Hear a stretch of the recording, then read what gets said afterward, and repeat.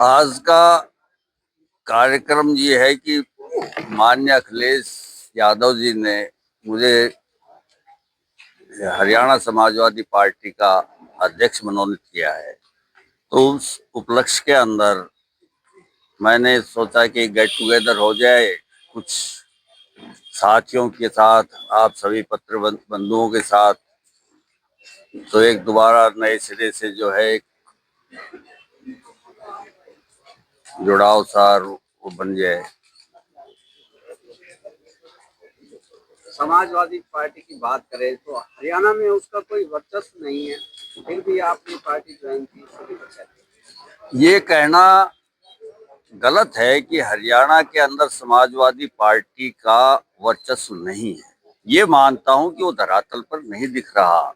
आप देखने के हिसाब से सन जब ये पार्टी की स्थापना हुई सन 92 में, उस वक्त यूपी और हरियाणा ही दो प्रदेश ऐसे थे जो यहाँ पार्टी जो है पूरी तरह मजबूत थी। ये बीच में कुछ ऐसे तत्व आए जिन्होंने कुछ हमारे शीर्ष नेताओं को गुमराह करके ये पार्टी खत्म हो गई। मास्टर हुकम सिंह जो एक्सीएम थे वो यहाँ के अध्यक्ष होते थे और उन तत्वों की वजह से वो पार्टी सारी जो है खिंडबिंड हो गई। लेकिन मैं फिर भी एक आस्था के साथ इस पार्टी के साथ हमेशा लगा रहा और ऐसे तत्व एक एक करके फिर छटते गए, अलग हुए। अब माननीय अखिलेश जी ने इस पार्टी का मेरे को ये पदभार सौंपा है और मुझे पूरी उम्मीद है कि ये पार्टी यहाँ पर अच्छी तरह फली फूली। अभी क्या रहेगा, आपकी रणनीति क्या रहेगी पार्टी का विस्तार करने के लिए? पार्टी का विस्तार करने का ये है कि हम पीडीए के माध्यम से चलेंगे। मैं पूरे प्रदेश के अंदर अपनी तरफ से जाऊंगा। जो ऐसा तबका है जो वंचित रहा है उन तबकों को बाहर निकालूंगा और उसको पार्टी के साथ जोड़ना है। वही मेरी पार्टी की रीढ़ होगी। राजेंद्र जी, आपके अलावा पार्टी में कोई बड़ा चेहरा नहीं है, किस तरह से लोग जुड़ेंगे और क्या उनको? आज सब जुड़ जाएंगे, सब जुड़ जाएंगे। चेहरा नहीं है पार्टी का जो सिंबल है उसको ले जाने वाला बंदा चाहिए। वो मुझे एक लगन रही है पुरानी। मैं अपनी तरफ से प्रयासरत रहूंगा, करूंगा जितना ये पार्टी ऊपर उठे। पहले भी आपने भाजपा ज्वाइन करी? नहीं, मैंने भाजपा नहीं ज्वाइन, ये गलत कह रहे हैं आप। मैंने भाजपा नहीं ज्वाइन करी।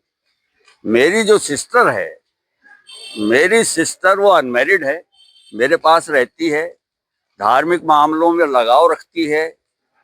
उसको कुछ समाज ये क्या नाम भाजपा पार्टी वालों ने उसको थोड़ा अपने उसमें लेकर के और वो चुनाव लड़वा दिया था।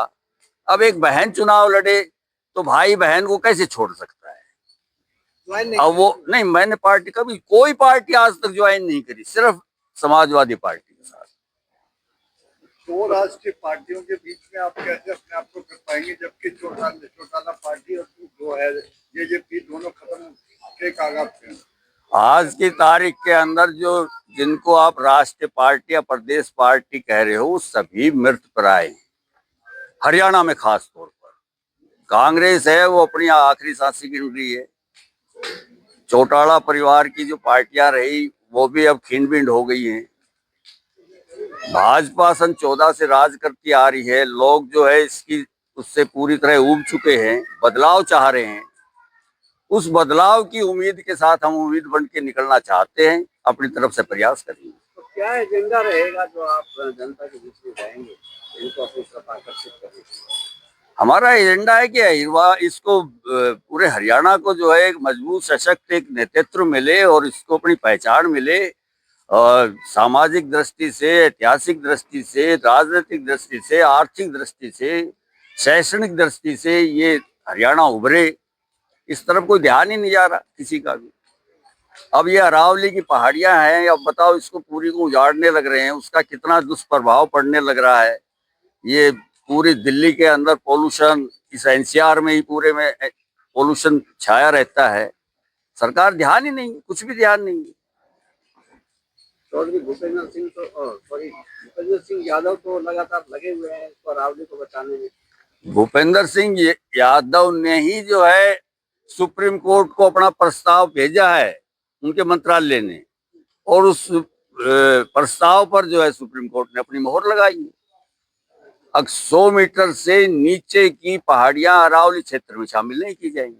ये कितना जो है मतलब एक हास्यास्पद मतलब वो है। ये अरावली की को ऊंचाई से नहीं नापा जा सकता, अरावली की चौड़ाई और लंबाई से नापो। दुनिया की सबसे प्राचीन पर्वत श्रृंखलाएं हैं ये, और इसको जो है दोहन किया, खनन किया जा रहा है। यहाँ से मार्बल स्टोन, ग्रेनाइट वगैरह ये निकाले जा रहे हैं। ये सारा जो पूरा एनसीआर जो छापा जा रहा है, सड़कों से छप रहा है या बिल्डिंगों से छप रहा है, ये बहुमंजिला जो इमारतें बन रही हैं, ये सब ये अरावली का खनन हो करके बन रही है। ये सारी खत्म हो जाएगी अरावली। इसका विकल्प क्या है? अगर खनन नहीं होगा हाँ, तो बिल्डिंगें कैसे बनेंगी, रोड कैसे बनेंगे? वो ये अपने सरकार का अपना कुछ और तरीका निकालो। ये क्या है मतलब, ये जरूरी है कि प्रकृति के साथ छेड़छाड़ करो? प्रकृति के साथ छेड़छाड़ करना ये कोई अच्छी बात थोड़ी है। एक विधानसभा चुनाव के समय लगा था कि भाई सपा 1-2 सीटों में चुनाव लड़ेगी अलायंस के साथ। अभी नगर परिषद के चुनाव होंगे तो क्या खुद के कैंडिडेट आएंगे, पार्टी सिंबल पे लड़ेगी? देखो जी, इस पे तो विचार किया जाएगा। अभी पार्टी का मुझे ये भार सौंपा है, इस पे सारे इन एंड आउट सोच समझ करके फिर हम फैसला लेंगे कि पार्टी इस नगर परिषद के चुनाव में आए या ना आए। अभी चुनाव में 3 साल का समय है, क्या रणनीति रहेगी आपकी? रणनीति सबसे पहले तो पार्टी के संगठन को मजबूत करना है, सबसे पहला लक्ष्य ये।